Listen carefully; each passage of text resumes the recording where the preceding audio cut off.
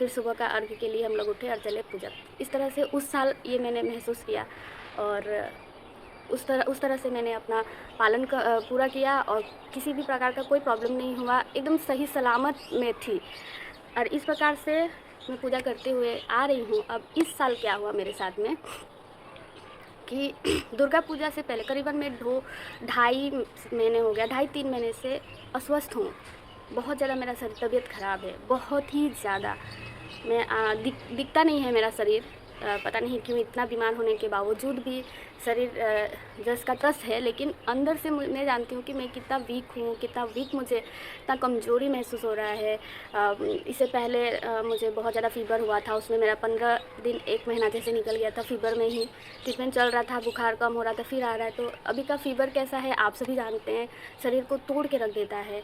उसके बाद में फिर दुर्गा पूजा के टाइम फिर से फ़ीवर हुआ। घर में सभी का तबीयत बहुत ज़्यादा ख़राब था, बहुत ज़्यादा। पिछले 3 महीनों से हम लोग ये पूरे परिवार में ही सभी कोई बीमार हैं और मैं बहुत ज़्यादा। श्वेता भी अचानक से सीरियस हो जा रही है, फिर ठीक हो रही है। माँ भी अचानक से सीरियस हो जा रही है, फिर ठीक हो।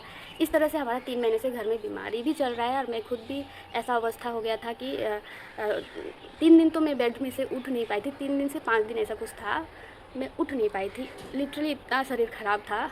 और उसके बाद अभी रिसेंट बाढ़ आया, आप सभी को पता है।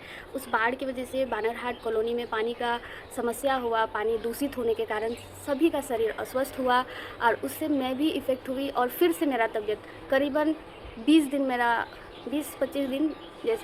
जैसा शायद मैं उस पानी की वजह से मेरा फूड पॉइज़न हो गया था, वॉमिटिंग हो रहा था। एक दिन में मैं लगभग एक दिन मैंने 14 बार ऐसा करीबन मेरा लेटरिन हुआ था और वॉमिटिंग तो हुआ था सो हुआ ही था। ऐसे करके बहुत ज़्यादा मेरा शरीर कुछ दिन से ख़राब हो रहा है और मेरा साइनस का भी प्रॉब्लम है। अभी वेदर चेंज हो रहा है तो मुझे एलर्जी का भी प्रॉब्लम है। जैसे ही वेदर चेंज होने लगता है तो मुझे स्नीजिंग, छींकने का बहुत ज़्यादा प्रॉब्लम होता है। आँखों से आंसू आना, आँखों में ईचिंग होना, ड्राइनेस हो जाना, बहुत ज़्यादा रेनी नोज़ होना, मतलब सारा दिन नाक में से पानी गिरते रहता है। इस तरह का भी समस्या हुआ है और आज से 4 दिन पहले मैं इसका ट्रीटमेंट भी करा के आई। दवाई मैंने एक बार में 2 दवाई ले लिया था, ऐसा मैंने हेवी डोज करके मैं थी। ऐसा लग रहा था, मैं बहुत ज़्यादा चिंतित थी कि इतना तबीयत ख़राब है और छठ पर्व भी आ गया और मुझे छठ पालन करना है।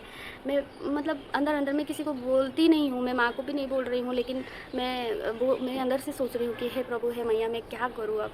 छठ का पालन करना है, शरीर मेरा इतना कमज़ोर लग रहा है, दवाई खा रही हूँ, ज़बरदस्ती चल रही हूँ।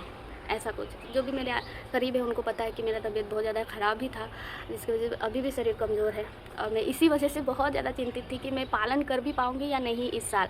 और साथ में और एक चीज़ जो शायद शेयर करना चाहिए नहीं, कुछ फाइनेंशियल इश्यूज़ भी आ गए हैं थोड़ा सा, तो उसकी वजह से भी काफ़ी चिंतित हूँ मैं कि पता नहीं ये माता का ही परीक्षा है या वो ही जाने उनका महिमा।